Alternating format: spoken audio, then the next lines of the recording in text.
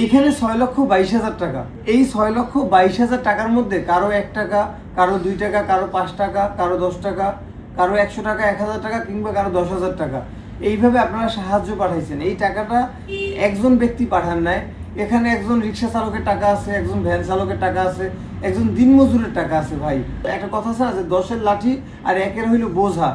মানে আপনার একটা কাজ 10 জনের করতে যেই সময়টা লাগবে, মানে একজনের করতে কিন্তু তার থেকে একটু বেশি সময়ই লাগবে। তো এই যে ভিডিওটা তৈরি করতেছি এই ছোট্ট বাচ্চাটাকে বাঁচাবার জন্য, ওর গলায় হেমানজিওমার টিউমার, এই বাচ্চাটা খাবার খেতে পারে না, এই বাচ্চাটা অসহ্য যন্ত্রণা ভোগ করতেছে। মানে ছোট্ট একটা বাচ্চা ভাই, ওর বয়সই বা কত হয়েছে, আর ও তো এখনো নিষ্পাপ ভাই, ওর কোনো পাপ নাই। এখন এই নিষ্পাপ এই বাচ্চাটাকে বাঁচাবার জন্য আমি ভিডিও তৈরি করতেছি, আপনি সেই ভিডিওটা দেখতেছেন। মানে আমি রিকোয়েস্ট করব যে আপনি যদি সম্ভব হয় এই বাচ্চাটার পাশে দাঁড়ান। এই যে 6 লক্ষ টাকা পাঠাইছে, 6,22,000 টাকা এখানে এই মরিয়মের জন্য পাঠাইছেন আপনারা। মরিয়মের চিকিৎসার জন্য 24 লক্ষ টাকার মতো প্রয়োজন। বাংলাদেশে ওর চিকিৎসা নেই, ওরে চায়নার বেইজিং জিন্দু চিলড্রেন্স হসপিটালে নিতে হবে। তো এই যে টাকাগুলো দরকার, এখনো যে বাকি টাকাগুলো আপনারা যদি চান, আমি এতটুকু বিশ্বাস করি যে আপনারা চাইলে একদিনের মধ্যে এই টাকাটা ম্যানেজ করে দিতে পারেন। কারণ ওর বাবার সামর্থ্য নাই, ওর চিকিৎসার একমাত্র অবলম্বনই হলো এই যে আমি ভিডিওটা তৈরি করতেছি, আপনি দেখতেছেন, এইটাই হলো ওর অবলম্বন। কারণ এই ভিডিওটা দেখে আপনি যে 1 টাকা পাঠাইতেছেন, সেই 1 টাকা কিন্তু 5 টাকা যোগ করে এই টাকাগুলো কিন্তু হয়েছে এখানে 6,22,000 টাকা। আমি আশা করব আপনারা যারা ভিডিওটা দেখতেছেন, যদি সম্ভব হয় ভাই, আপনার কাছে 1 টাকা আছে, আপনি বিকাশ থেকে 1 টাকা এই বাচ্চাটার বিকাশ নাম্বারে পাঠান। জানেন কি জানি না, বিকাশে 1 টাকাও সাহায্য করা যায়।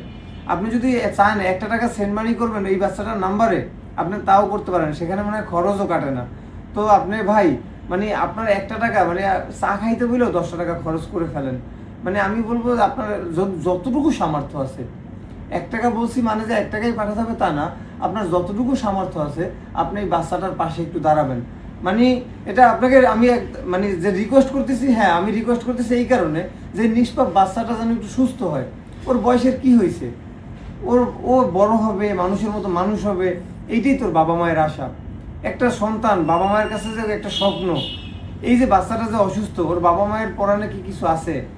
এই বাচ্চাটা যখন যখন একটা ছেলে মেয়ে যখন জ্বর হয়, আমরা সারা রাত ঘুমাতে পারি না, সেখানে ওর একটা অনিশ্চিত জীবন ওর বাবা মায়ের কাছে।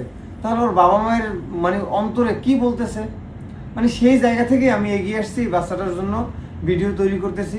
যদি আপনার সম্ভব হয়, আপনি বাচ্চাটার জন্য যতটুকু সামর্থ্য আছে আপনি সাহায্য পাঠান।